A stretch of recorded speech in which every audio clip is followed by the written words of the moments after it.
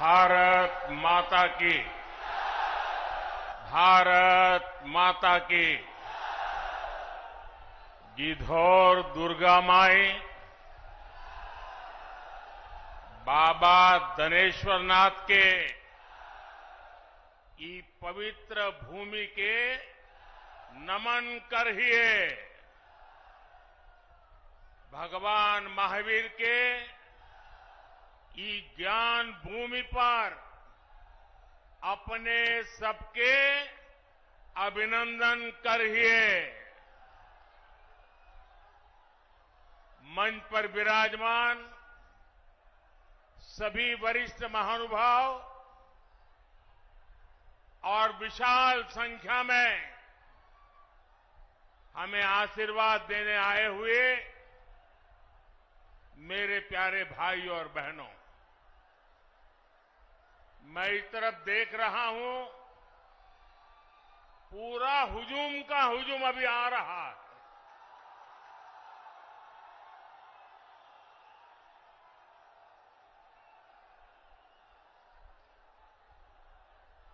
अब जरा मैं आपको सवाल पूछना चाहता हूं,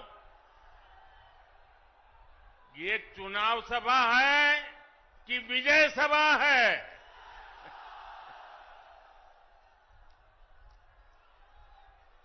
आपने कमाल करके रख दिया आज। आज जमुई की इस खूबसूरत धरती पर उमड़ा ये जन सैलाब बता रहा है जनता का मूड क्या है। जुमई से बीजेपी और एनडीए के पक्ष में उठी ये हुंकार बिहार के साथ ही पूरे देश में गूंज रही है।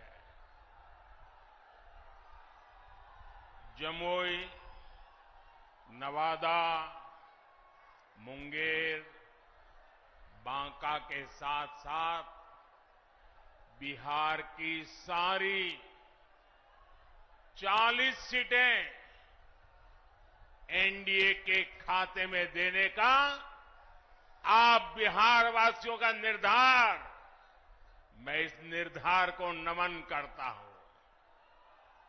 और इसलिए पूरा बिहार कह रहा है, फिर एक बार,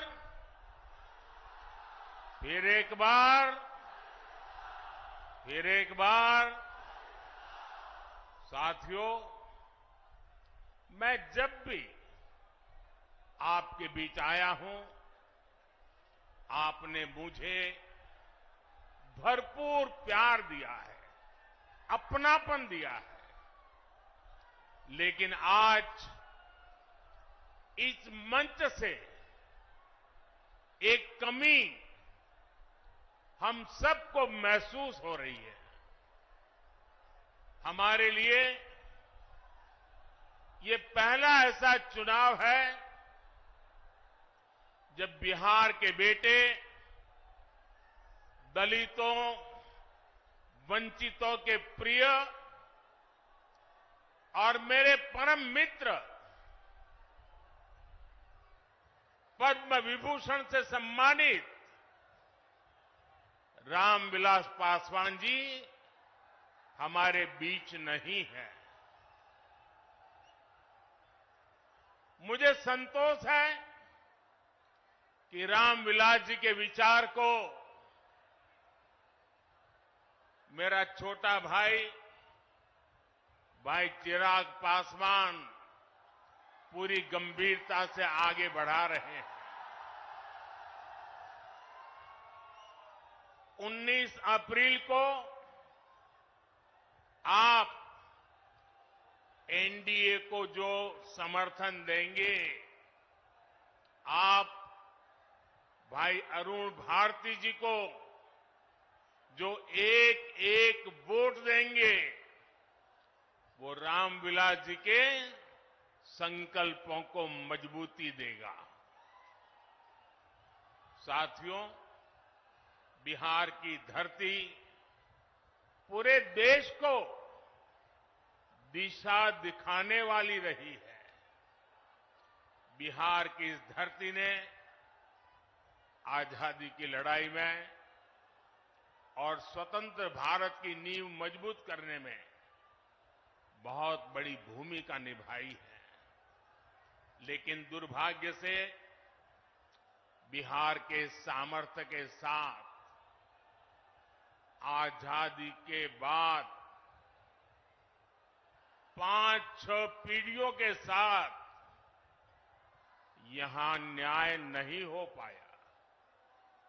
बिहार को एनडीए गठबंधन बहुत ही परिश्रम से एक बड़े दल से बाहर निकालकर लाया है। हमारे नीतीश बाबू की इसमें बहुत बड़ी भूमिका रही है। अब समय आ गया है कि बिहार और तेज गति से विकास करे। इसलिए 2024 का चुनाव बिहार और भारत के भविष्य के लिए बहुत निर्णायक है। ये चुनाव विकसित बिहार के सपनों को पूरा करने का चुनाव है। ये चुनाव विकसित भारत के संकल्प को मजबूत करने का चुनाव है। आज एक और कांग्रेस और आरजेडी जैसी पार्टियां हैं जिन्होंने अपनी सरकार के समय पूरी दुनिया में देश का नाम खराब किया था। दूसरी ओर बीजेपी और एनडीए है जिसका एक ही लक्ष्य है, विकसित भारत का निर्माण, खुशहाल बिहार का निर्माण। आप याद करिए 10 साल पहले दुनिया में भारत को लेकर क्या राय होती थी। कांग्रेस के राज में भारत को कमजोर और गरीब देश माना जाता था। छोटे छोटे देश आज जो आटे के लिए तरस रहे हैं, उनके आतंकी हम पर हमला करके चले जाते थे। और तब की कांग्रेस दूसरे देशों के पास शिकायत लेकर जाती थी। मोदी ने कहा, ऐसे नहीं चलेगा। भारत वही महान पाटलिपुत्र और मगध वाला भारत है। भारत वही चंद्रगुप्त मौर्य वाला भारत है। आज का भारत घर में घुसकर मारता है।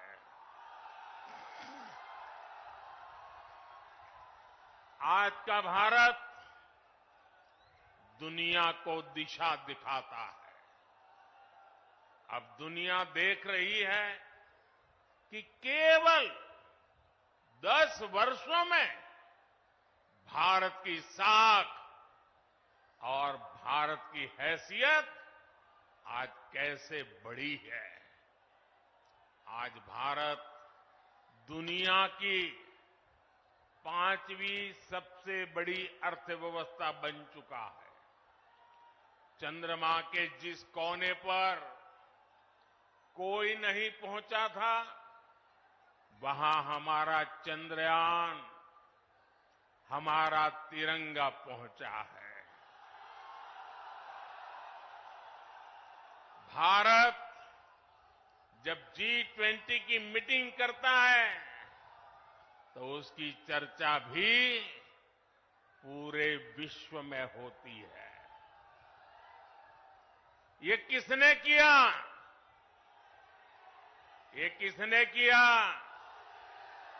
ये किसने किया? जी नहीं, आपका जवाब गलत है। ये मोदी ने नहीं, ये आपने किया है। आपके एक वोट ने किया है। आपके वोट की वो ताकत थी जिसके कारण ये सब संभव हुआ है। और इसलिए इस सफलता के हकदार अगर कोई है तो आप मेरे प्यारे देशवासी हैं। साथियों, आज देश कैसे बदल रहा है, बिहार खुद इसका साक्षी है। और बिहार कैसे बदल रहा है, इसका उदाहरण जमुई में भी देख सकते हैं। आप याद करिए, हमारा ये जमुई आरजेडी और कांग्रेस के काले दौर में यहां क्या हालत होते थे। जमुई की पहचान कैसी बना दी थी इन लोगों ने। जमुई आरजेडी के जंगल राज का कितना बड़ा भुक्तभोगी होता था। जमुई की पहचान नक्सलवाद से होती थी। सरकार की योजनाएं यहां पहुंचने ही नहीं दी जाती थी। नक्सली यहां सड़कें नहीं बनने देते थे। इसका नुकसान यहां के गरीब, मजदूर और किसान को होता था। लेकिन आज वही जमुई विकास के हाईवे पर तेज रफ्तार पकड़ रहा है। नक्सलवाद दम तोड़ चुका है। जो लोग नक्सलवाद के रास्ते पर भटक गए थे, उन्हें हमारी सरकार ने मुख्य धारा से जोड़ा है। उनके परिवारों को पूरा सहयोग दिया है। अब इस इलाके से एक्सप्रेसवे निकलेगा, मेडिकल कॉलेज भी खुल गया है। अब जमुई के एक और देवघर से हवाई जहाज की सेवाएं शुरू हो गई हैं, तो दूसरी ओर गया एयरपोर्ट के विस्तार की तैयारी भी चल रही है। इस इलाके में इतनी प्राकृतिक सुंदरता है। हमारा प्रयास है कि देवघर और गया जी आने वाले लोग यहां भी आकर के जाएं। पूरे बिहार में रोड इंफ्रास्ट्रक्चर के लिए हमारी सरकार करीब 1 लाख करोड़ रुपए खर्च कर रही है। इन सारे प्रयासों से यहां रोजगार और स्वरोजगार, इसके अनेक अवसर बन रहे हैं। भाइयों और बहनों, आपको एक बात और कभी भी भूलनी नहीं है, हमेशा हमेशा याद रखनी है। याद रखिए, और कोई भी गरीब मां का बेटा इसको भूल नहीं सकता है। कोई भी किसान का बेटा भूल नहीं सकता है। कोई भी आशा अपेक्षा को लेकर के जीने वाला नौजवान, मेहनत करके आगे आया हुआ नौजवान, उस बात को कभी भूल नहीं सकता। याद कीजिए, रेलवे में भर्ती के नाम पर जो लोग गरीब युवाओं से जमीन लिखवा लें, वो बिहार के युवाओं का कभी भला नहीं कर सकते। रेल मंत्री हमारे नीतीश बाबू भी थे। आज तक कोई शिकायत नहीं आई नीतीश बाबू के खिलाफ। और इन लोगों ने गरीबों की जमीन छीन ली।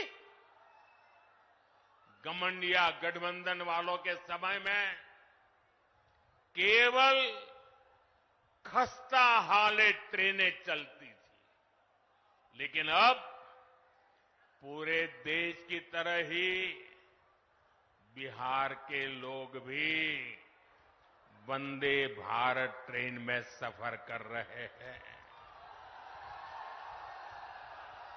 और जल्द ही ये ट्रेनें देश के हर रूट पर दौड़ती नजर आएगी। जमुई के पुराने रेलवे स्टेशन की जो हालत है वो तो आप भली भांति जानते हैं। अब जमुई का रेलवे स्टेशन भी आधुनिक बन रहा है। कुछ महीने पहले जब नए रेलवे स्टेशन की तस्वीर दिखाई गई थी तो सब जगह उसकी चर्चा हुई थी। वो दिन दूर नहीं जब बिहार के बड़े रेलवे स्टेशन भी एयरपोर्ट्स की तरह सुविधा युक्त होंगे। साथियों, अभी नीतीश बाबू बता रहे थे कितने सारे काम हुए हैं। भाई चिराग बता रहे थे कितने सारे काम हुए। हमारे सम्राट जी बता रहे थे कितने सारे काम हुए। और मैं भी इतने सारे काम बता सकता हूं, शायद रात भर मीटिंग चलानी पड़े, लेकिन उसके बावजूद भी भाइयों बहनों ये मोदी है। मोदी की कुछ सोच ही अलग है। ये इतने सारे कामों की सूची बताई जाती है ना, ये 10 साल में जो हुआ वो तो सिर्फ ट्रेलर है, ट्रेलर। अभी तो बहुत कुछ करना है। अभी तो हमें देश को, बिहार को बहुत आगे लेकर के जाना है। आप मेरे साथ सहमत हैं? सहमत हैं? सहमत हैं? और आगे जाना है ना? बहुत आगे बढ़ना है ना? बिहार को भी बढ़ाना है ना? हिंदुस्तान को भी बढ़ाना है ना? साथियों, ये मोदी गरीबी के ताप को सहकर यहां पहुंचा है। इसलिए हर गरीब के सपने का महत्व मोदी भली भांति जानता है, उसको जीने का प्रयास करता है। और इसलिए बिहार के मेरे नौजवान, बिहार की मेरी माताएं बहनें, बिहार के हर बुजुर्ग मेरे शब्द लिख करके रखिए। और ये मोदी की गारंटी है, आपका सपना ही मेरा संकल्प है। इसलिए केंद्र सरकार ने गरीब कल्याण को सर्वोच्च प्राथमिकता दी है। केंद्र सरकार के प्रयास से यहां बिहार में गरीबों को 37 लाख पक्के घर मिले हैं।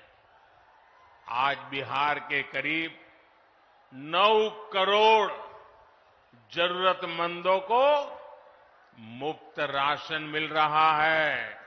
और मोदी की गारंटी है, अगले 5 साल भी मिलता रहेगा। बिहार में 84 लाख से ज्यादा आयुष्मान कार्ड भी बने हैं। इसलिए ही मैं कहता हूं, जब नीयत सही तो नतीजे सही। साथियों, बीजेपी सरकार इंसानों की सेवा तो कर ही रहा है, हमने पशुधन की भी उतनी ही रक्षा करने का तय किया है। केंद्र सरकार ने बिहार के करीब 2 करोड़ पशुओं को खुरपका, मुंहपका जैसी बीमारियों से बचाने के लिए मुफ्त में टीकाकरण का अभियान चलाया है। आपको कोविड के समय मुफ्त में जो मोदी ने टीका दिया वो तो याद है। मोदी पशुओं को भी टीका मुफ्त में लगा रहा है। पहले गरीबों का जो पैसा बीच में ही लूट लिया जाता था, अब वो सीधे आपके खाते में पहुंच रहा है। आज बिहार के 85 लाख से ज्यादा किसानों को पीएम किसान सम्मान निधि का लाभ मिल रहा है। यहां जमुई में ही किसानों को इस योजना के तहत 850 करोड़ रुपए से अधिक सीधे उनके बैंक खाते में पहुंचे हैं। आप मुझे बताइए साथियों, एक गठबंधन गठबंधन वालों की सरकार होती तो आपके बैंक खाते में सीधे पैसे भेजने वाली व्यवस्था बनती क्या? हो सकता क्या? आरजेडी कांग्रेस आपके हक के सारे पैसे भी लूट लेते और आपसे साइन भी करा लेते कि हां पैसा मिल गया है। साथियों, आज देश के सारे भ्रष्टाचारी जो हमेशा एक दूसरे से लड़ते थे, एक दूसरे पर भ्रष्टाचार के आरोप लगाते थे, एक दूसरे को जेल में बंद करने की मांग कर रहे थे, अब वो सब मिलकर मोदी आया।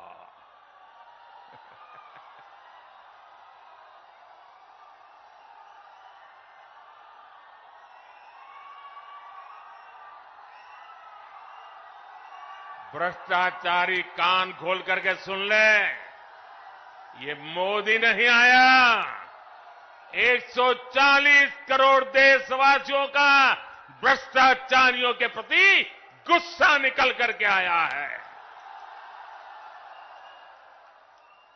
और इसलिए ये मोदी के खिलाफ अनाप शनाप पता नहीं क्या क्या बोलते हैं। साथियों, मैं कहता हूं भ्रष्टाचार हटाओ। मोदी कहता है भ्रष्टाचार हटाओ, वो कहते हैं भ्रष्टाचारी बचाओ। आप मुझे बताइए, भ्रष्टाचार हटना चाहिए कि नहीं हटना चाहिए? इस देश से भ्रष्टाचार जाना चाहिए कि नहीं जाना चाहिए? हर स्तर पर से भ्रष्टाचार जाना चाहिए कि नहीं जाना चाहिए? जिन्होंने लूटा है उन्होंने लौटाना पड़ेगा कि नहीं पड़ेगा? साथियों, ये कौन लोग हैं जो भ्रष्टाचार के खिलाफ इतनी बड़ी लड़ाई का विरोध कर रहे हैं? आप देखिए, एक तरफ एनडीए सरकार है जो नए उद्योग लगाने की बात करती है, दूसरी ओर ये लोग हैं जिनकी पहचान अपहरण उद्योग की रही है। एक तरफ एनडीए सरकार है जो सोलर पावर और एलईडी लाइट की बात करती है, दूसरी ओर एक गठबंधन गठबंधन वाले लोग बिहार को लालटेन युग में रखना चाहते हैं। हम नीतीश जी के सहयोग से बिहार में हाईवे और एक्सप्रेसवे बना रहे हैं, जबकि आरजेडी ने बिहार को गड्ढे और खाई में धकेल दिया था। एनडीए सरकार गरीबों की उनकी जमीन का प्रॉपर्टी कार्ड दे रही है, जबकि आरजेडी के लोग गरीबों की जमीनों पर कब्जा करते हैं। हम महिलाओं को सुरक्षा की गारंटी देते हैं, बेटियों को नए अवसर देते हैं, जबकि आरजेडी के लोग जंगल राज में बेटियों को सड़कों से उठा लिया जाता था। साथियों, हमारी सरकार में राम मंदिर का 500 वर्ष पुराना सपना पूरा हुआ।